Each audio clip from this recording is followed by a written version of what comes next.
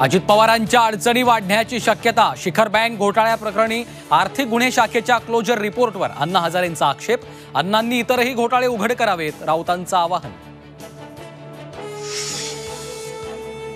खासदार निलेश लंके वादाच्या भोवऱ्यात। पुण्यातील गुंड गजा मारणेकडून लंकेंचा सत्कार। जिथं सत्कार करण्यात आला ते घर गजा मारणेचं असल्याचं माहीत नव्हतं, निलेश लंकेंचं स्पष्टीकरण।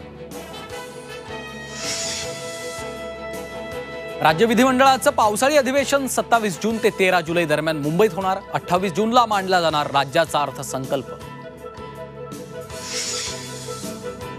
आईस्क्रीम मध्ये सापडलेलं ते बोट कुणाचं, पोलीस तपासाला वेग। बोट महिलेचं की पुरुषाचं, किती दिवसांपूर्वी बोट तुटलं, फॉरेन्सिकच्या मदतीनं तपास सुरू।